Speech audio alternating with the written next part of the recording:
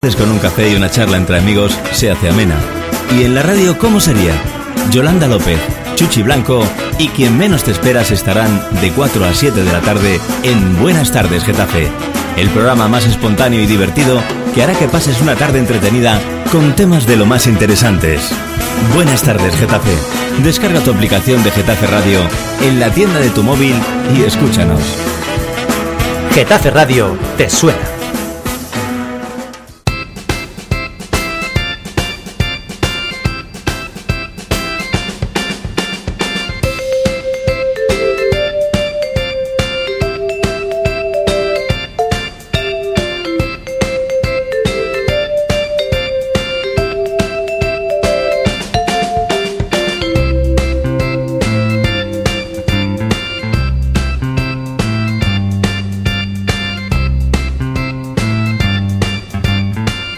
Bueno, ya estamos aquí en esta mañana de miércoles, día 21 de octubre, que como os decía, hoy no paramos, hoy tenemos mucho contenido.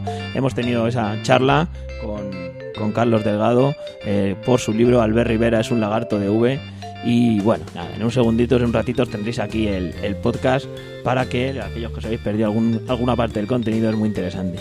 Y como os venía anunciando esta mañana, vamos a inaugurar hoy miércoles una sección en la cual, bueno, vamos a intentar alejarnos de los titulares de la prensa, de la información, no nunca de la actualidad. Es decir, sabemos que es un tema que hoy en día está candente, pero desde que en su día empezamos a pensar en esta sección, la verdad que nuestra pretensión fue, antes de que se iniciara todo este barullo informativo que siempre se produce con ciertas informaciones, y queríamos acercarnos desde un punto de vista más global y más objetivo. Es decir, cuando hablamos de refugiados, y en estos días, en estos últimos meses que ha sido noticia, bueno, pues está ahí la información, pero sabemos que lo que pasa con los grandes medios de comunicación, como nos estaba comentando antes nuestro invitado anterior, Carlos Delgado, son informaciones que salen, que se ponen ahí en las televisiones, de los telediarios, pero llega un momento en que en nuestra sociedad, desgraciadamente, no sabemos por qué, pero incluso de estas informaciones se cansa y no quiere continuar escuchando. Y nosotros sí queremos ponerle voz a, bueno, pues eso, a los refugiados, a qué es el asilo político, a toda esa concepción que abarca a tanta y tanta gente como hoy nuestros invitados os van a empezar a contar. Para empezar, nada mejor que presentar a quienes nos van a acompañar, bueno, pues a hablar de este asunto, y quienes son los auténticos conocedores de la cuestión. Hoy nos acompaña en el estudio, bueno, pues ya una parte más casi del equipo, aunque algunos dirían que, claro, como es político no puede estar en un medio de comunicación. Nosotros hoy tenemos aquí con nosotros, y hoy no viene en su calidad de concejal, porque estas cosas siempre hay que explicarlas, desgraciadamente todavía. No viene en su calidad de concejal de Ahora Getafe, aunque la condición de político nunca se pierde. Nos acompaña un día más aquí en el estudio Hugo Paternina. Muy buenos días. Buenos días a todos y todas. Espérate, porque no se te ha escuchado bien. A ver. Buenos días a todos y todas. Ahora sí. A ver, que me he equivocado yo. Y decía yo, Hugo, que hoy, bueno, siempre en condición de político, siempre en condición de concejal, pero hoy con un tema que además eres muy buen conocedor de él, y que, bueno, que al final es una iniciativa casi de los dos, la de poner en marcha esta sección semanal para hablar del título, que el título se lo has puesto tú. Cuéntanos el título de la sección y por qué ese título de la sección. Pues diáspora no es una metáfora, solamente refleja una dimensión vital y existencial. La historia de la humanidad es, si se quiere, la historia de las migraciones, la historia de las diásporas. El ser humano ha estado permanentemente en movimiento. Podríamos decir que realmente somos sedentarios desde hace apenas unos 100.000 años, lo que querría decir que en la historia del tiempo es tan pequeña esa cifra que se desprecia. Lo que ha caracterizado hasta ahora a la humanidad ha sido el movimiento. Y eso nos lleva a decir que hoy por hoy el 2%, el 3% de la población mundial está en movimiento.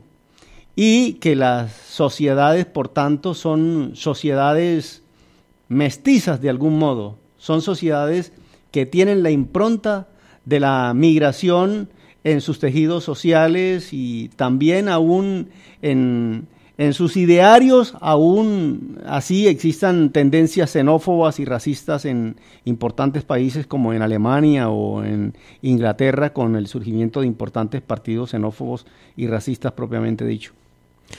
Y como no puede ser de otra manera, para que no estemos... como no puede ser de otra manera y para que no se nos escuche solo a hablar a nosotros, que hablamos mucho aquí en la radio, nos acompaña también en el estudio, pues otro compañero que también vamos a tener para hablar de estos temas, es Iván Forero, del proyecto ICI, ¿no? Buenos días, Iván, ¿cómo estás? Buenos días a todos los radioescuchas y agradecerle la invitación para poder poner en común esta misma preocupación por lo que significa la realidad, pues no solo del refugio, del exilio, la realidad de las migraciones, sino en últimas, pues poner, como decía Hugo, en consideración pues esta perspectiva que hoy tiene la globalización en todos sus ámbitos. Y parte de esa globalización, parte que el eje central sobre el que se está construyendo y esa globalización no es solo la libre circulación de los capitales en el mundo, sino que detrás de esos capitales también se están movilizando enormes cantidades de personas en torno a la búsqueda de un trabajo digno y de unas condiciones de calidad de vida mejor. Y eso hace que hoy tengamos la considerable cifra de cerca de 300 millones de personas en movilidad humana, de diverso tipo. Y un poco de eso es lo que queremos conversar y ver también cómo en la vida cotidiana de nuestros barrios en Getafe, de una u otra manera también esa misma realidad pues es afectada, hacemos parte de ese caminar y por tanto en ese sentido el desafío es enorme.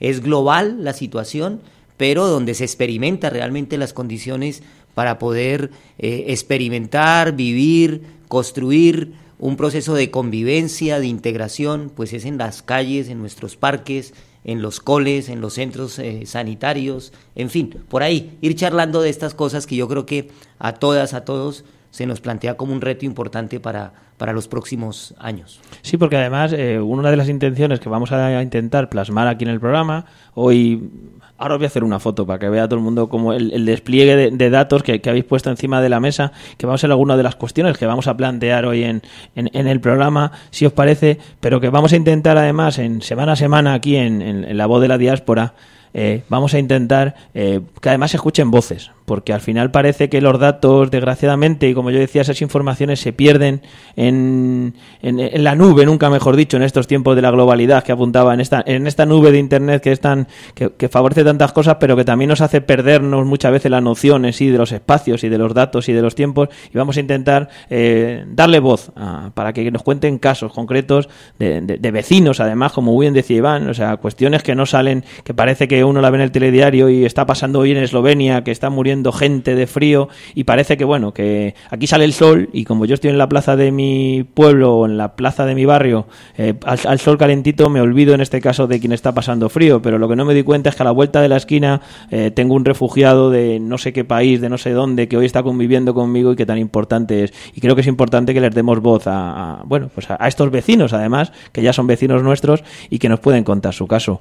Yo creo, Hugo, no sé qué te parece, pero yo creo que deberíamos por explicar, ¿no? ¿Qué es ser un refugiado y qué es el asilo político? Yo creo que sería muy interesante empezar por ahí, si te parece. Bueno, una persona refugiada, tal y como lo define la Convención de Ginebra de 1951, es aquella persona que se ha visto obligada a dejar su país por razones de persecución ideológica, política, por cuestiones raciales, por violencia de género, o incluso en los actuales momentos se está concibiendo también el asilado, el refugiado por concepto de devastaciones ambientales. La Convención de Ginebra surge en los años 50, 51, justamente para proteger a aquellas personas que huían de la devastación de la Segunda Guerra Mundial. Inicialmente se protegían a personas europeas, pero a partir del Protocolo de Nueva York de 1967 se concibió que se protegiese a personas que provenían de distintos lugares del mundo. Y en ese sentido, la convención se hizo más universal. Hay que diferenciar el concepto de refugiado, ¿sí?, de la persona desplazada. Un refugiado o una refugiada es una persona que, producto de la persecución a la que hacía referencia hace un instante, tiene que cruzar una frontera internacional. En el momento que cruza esa frontera internacional, esta persona se convierte en refugiada o refugiado. Y en asilado o asilada depende de si un Estado o no le garantiza el estatus, bien por la Convención de Ginebra de 1951 o en su defecto por alguna figura de protección internacional. Los desplazados y desplazadas internas son aquellas personas que huyen por estas mismas razones, pero la diferencia es que no logran salir del país de donde le están persiguiendo. Por ejemplo, en el caso de Colombia, si a usted le persiguen en Cali, se va para Popayán. Y si le persiguen en Popayán, se va para Bogotá. O si le persiguen en Cartagena, se va para Medellín. Nunca, en ningún caso, sale del país. Hay que decir que en el mundo hoy se calcula, según cifras conservadoras, que hay 60 millones de personas que por razones de exilio, de refugio o en su defecto por desplazamiento interno, es el total de población que está en movimiento. Y un dato mucho más abrumador, se calcula que bien como refugiado o bien como persona desplazada, cada día se desplazan en el mundo 42.500 personas.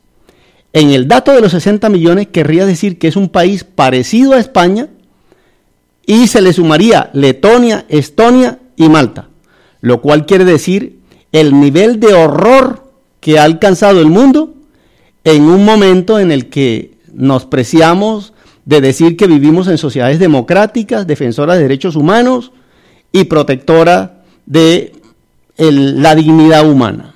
Yo creo, Hugo, que además hay otro dato, es decir, en esa diferenciación entre el que es refugiado, yo distinguiría además del que es exiliado, que es otra figura que también se suele utilizar, en esa diferenciación entre la persona que por persecución ha tenido que abandonar su país, está en un tercer país y no puede retornar porque tiene un fundado temor, que es como dice la Convención de Ginebra, que tiene un fundado temor para regresar a su país de origen y por lo tanto ese temor fundado es demostrable, tiene que demostrar que efectivamente ha habido tal persecución. En la Declaración Universal de Derechos Humanos, el artículo 14 de la Declaración Universal de Derechos Humanos, dice precisamente que todo ser humano que es perseguido tiene derecho a una protección internacional. Y diríamos que el desarrollo precisamente de ese artículo 14 de la Declaración Universal de Derechos Humanos va a ser la Convención de Ginebra y, como bien decía Hugo, en el Protocolo de Nueva York de 1967. Y diríamos que ahí las razones esencialmente para ese fundado temor, pues es que su vida corre peligro, que su libertad corre peligro, en últimas que sus derechos humanos están en riesgo, que su dignidad está en riesgo. Y por esa razón, cuando se van identificando cuáles son las causas, cuando llega una persona a solicitar protección internacional, pues se trata de poder identificar cuáles fueron las circunstancias, quién es el perseguidor para poder detectarlo. Pero también es bueno pensar en lo siguiente: a diferencia de los movimientos migratorios, digamos, donde la gente tiene como una voluntad de movilidad, pues porque realmente las cosas le están yendo mal económicamente, porque hay una crisis profunda, pues recordemos casos como el de Ecuador, por ejemplo, ¿no? Que tras las medidas que asumió el Fondo Monetario Internacional, el tiempo en que por un rato habló castellano, pues esas medidas generaron tal crisis económica, social, en la sociedad ecuatoriana, que llegó a expulsar prácticamente 4 millones de ecuatorianos en muy poco tiempo, de 12 millones de habitantes. Esta gente que salió, muchos de ellos llegaron a España, de hecho es justo en ese recambio, en finales de los años 80, inicios de los 90, perdón, inicio del año 2000, donde comienza una llegada de ecuatorianos significativa, al punto que en España llegó a ser prácticamente la comunidad latinoamericana más importante, más significativa en población. Diríamos que ciudades como la nuestra aquí en Getafe, pues llegó a tener una importante cantidad de población ecuatoriana que ha llenado las calles, que ha generado una nueva dinámica, pero diríamos que no son estrictamente refugiados, son migrantes. Le llaman migrantes económicos, en realidad gente que se está buscando una alternativa de vida frente a la situación que estaba viviendo, pero no obedece a una persecución específica. En el caso del refugiado tiene que demostrar cuál es la persecución que tiene. Y luego, pues habría otra consideración. El exiliado, entonces, al ser perseguido, es obligado a tener que abandonar su país.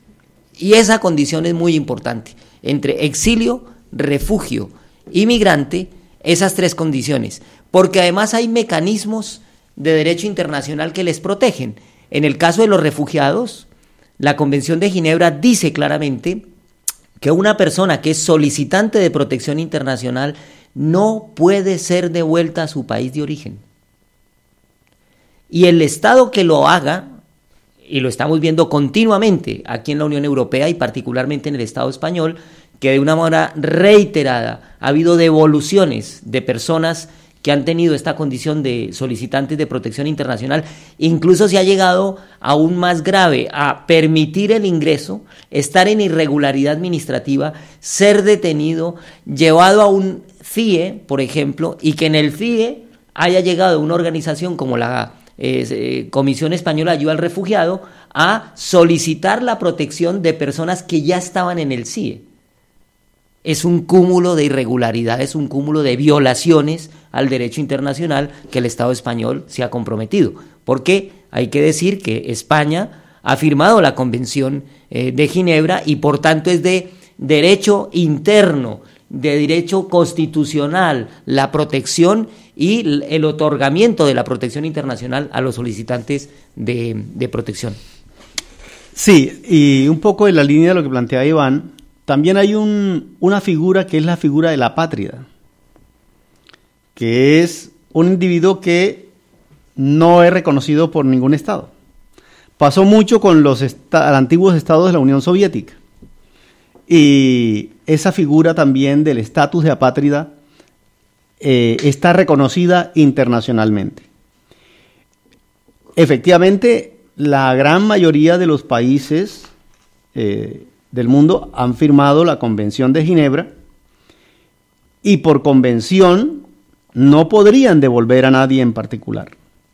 Sin embargo, lo que estamos viendo en estos días en la frontera hacia el este de la Unión Europea es que se está tratando de devolver al mayor número de personas posible de esos lugares, no discriminando quiénes podrían ser personas que están solicitando protección internacional justamente por los elementos que ya hemos señalado aquí de violencia generalizada, de violación masiva a los derechos humanos y que huyen porque tienen razonables convicciones de que su vida, estando en el lugar de origen de donde proceden, podrían correr peligro. Si os parece, habéis introducido, por ir hoy, que es el primer día, por ir centrando un poco asunto, creo que habéis dejado bien delimitado lo que son los refugiados, cuáles son esas condiciones, pero apuntaba un dato que además que creo que va a salir bastante, porque además en Getafe como está, quiero que expliquéis qué es el CEAR. ¿Qué es el CEAR? ¿Qué es la Comisión Española de Ayuda al Refugiado? Y bueno, pues un poco esa implicación, qué hace el centro que tenemos en Getafe, cuáles son sus funciones, de quién depende. Iván. Sí, la Comisión Española de Ayuda al Refugiado es una organización no gubernamental que tiene ya prácticamente 30 años de vida y CEAR como tal inició su andadura justo al comienzo de la transición española.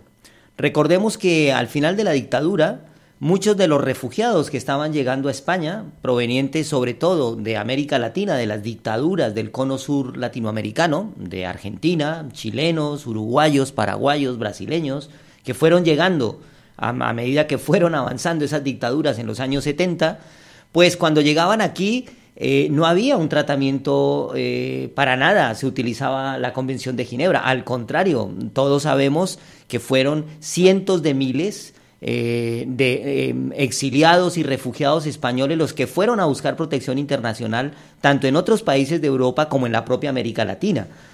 Figuras como el famoso barco del Winnipeg, que salvó a muchas personas, a más de 2.000 personas, ¿no? Ese gesto hermoso, humanitario, de dignidad humana, de solidaridad que tuvo el Estado chileno en manos de Pablo Neruda, ¿verdad? Lázaro Cárdenas también en México.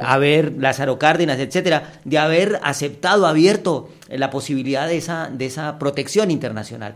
España, entonces, en principio, no asumía el derecho internacional, no había asumido la Convención de Ginebra del 51, ni se aplicaba, y por esa razón, en el resto de Europa, donde había surgido toda esta situación tras la Segunda Guerra Mundial, y que ya existían consejos de refugiados en todos los estados de la Unión Europea, que facilitaban precisamente esos procesos de incorporación de los nuevos refugiados y de sus derechos, pues obviamente Naciones Unidas, a través de la agencia de la ACNUR, que es la Agencia de Naciones Unidas para la Atención de los Refugiados, pues de alguna manera presionó al Estado español para que en ese proceso de transición pudiese funcionar una oficina de la ACNUR permanente en el Estado español. ¿Y qué pasaba con los refugiados que llegaban aquí? Pues inicialmente era gente que no tenía directamente ese estatus, no había una oficina a donde acudir y por tanto fueron más las relaciones de solidaridad que se fueron estableciendo con los sindicatos. En este caso, pues, sindicatos como Comisiones Obreras o la propia UGT, la USO, etcétera, fueron sindicatos que fueron poco a poco encargándose por relaciones con trabajadores sindicalistas perseguidos en los países de origen. Lo mismo las iglesias, hay que decirlo, efectivamente, pues hubo un compromiso de muchos sectores cristianos progresistas, que también vieron una oportunidad de poder facilitar espacios de acogida, de integración, de acompañamiento, y ocurrió igualmente, pues en menor medida, pues con otros sectores, por ejemplo, de las iglesias protestantes, del movimiento evangélico, se dio también con las propias iglesias o mezquitas musulmanas, que también se incorporaron a esta dinámica. Y bueno, todo eso junto, llegó un momento en que se planteó, ante los reclamos tanto de la Unión Europea como particularmente de Naciones Unidas, pues que era necesario constituir aquí un organismo que facilitara realmente un trabajo específico, especializado, profesional con los refugiados. Y de ahí nace SEAR. Entonces, por eso en el patronato de SEAR hay esa diversidad. En el patronato de SEAR, siendo una ONG, en su patronato están los 3 partidos de la transición, o sea, está tanto el Partido Popular como el PSOE e Izquierda Unida, y habrá que actualizarlo. Se ha dicho, por ejemplo, en el caso del País Vasco, ha habido relación también con el PNV, en ese caso. En Cataluña, en su momento, se habló de la posibilidad, incluso con CiU, de poder hablar con ellos y tal, pero digamos que en principio dentro del patronato están estos 3 partidos de la transición. Participa Cáritas, participa el Consejo de Iglesias Evangélicas de España, participa Ray Tatari, que es el imán de la Mezquita de Madrid, y participan los 3 sindicatos mayoritarios, Comisiones, UGT y USO, y luego participan algunas ONGs que para aquel entonces ya existían en el Estado español. Una de ellas era IEPALA, que es este Instituto de Estudios Africanos, Latinoamericanos y Asiáticos, que de una larguísima trayectoria, pues también ya existía y venía como en ese proceso de cómo acompañar muchos de los refugiados que estaban llegando.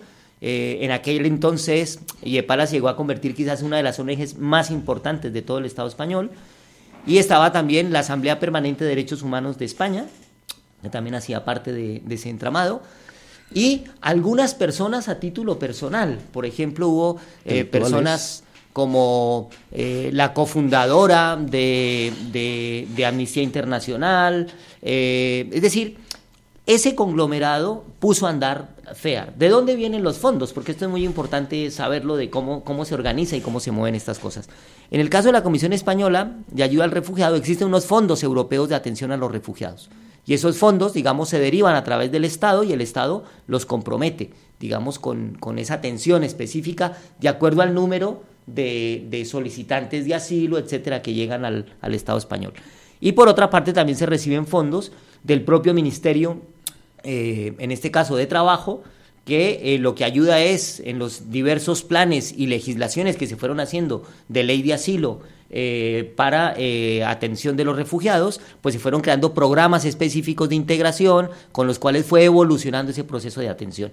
Diríamos, ¿qué hace SEAD en concreto? Desde el momento en que llega un solicitante de asilo a frontera, y recordemos que la principal frontera de solicitudes de asilo en el Estado español es Madrid, es Barajas, el aeropuerto de Barajas.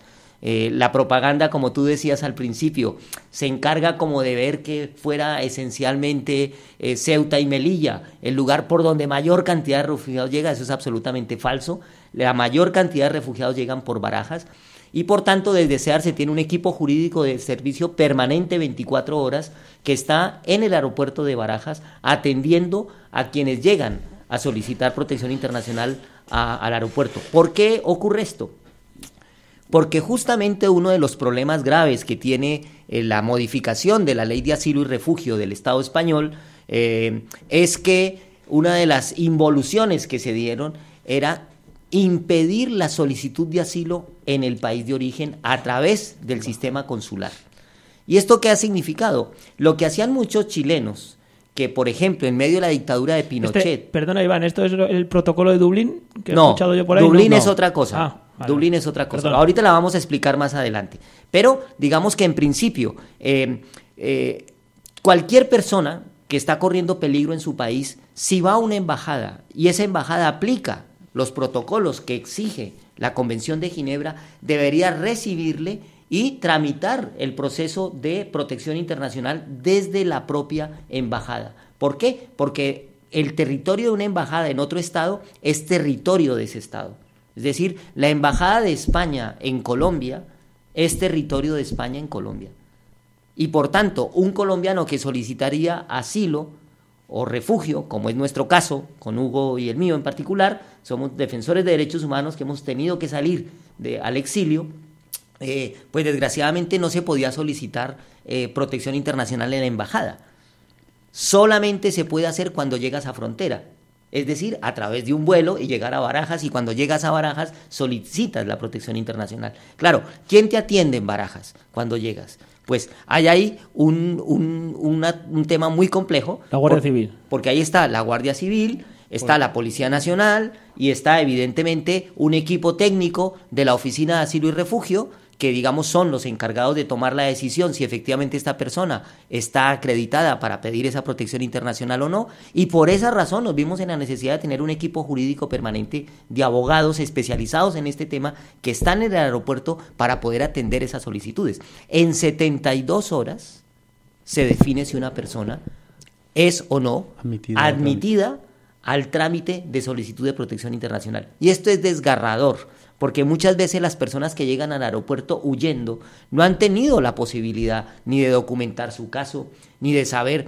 Evidentemente que por la experiencia y por los años, pues ¿qué ocurre? Que un país que está en guerra, como está ocurriendo ahorita con Siria, que se sabe la región de la que viene, porque la persona lo puede decir, pues fácilmente se puede identificar, claro, esa persona viene de esta situación de conflicto, es creíble lo que me está contando de por qué lo persiguieron, en qué condiciones salió, etcétera, y por tanto el equipo jurídico se pelea. También está ACNUR presente, y esto es muy importante, seguirlo manteniendo, porque aquí ha habido posturas dentro de los partidos mayoritarios, digamos, que han gobernado este país para tratar de impedir el papel de ACNUR en los trámites de asilo, y esto es muy importante porque resulta que quien puede garantizar y dar fe realmente de las condiciones del refugiado pues es ACNUR como sobre agencia todo de en la Naciones Comisión Unidas. Interministerial. Exactamente. Entonces, una vez la persona es admitida a trámite, ya la dejan ingresar en Barajas, y entonces ahí comienza un proceso, de Barajas va a salir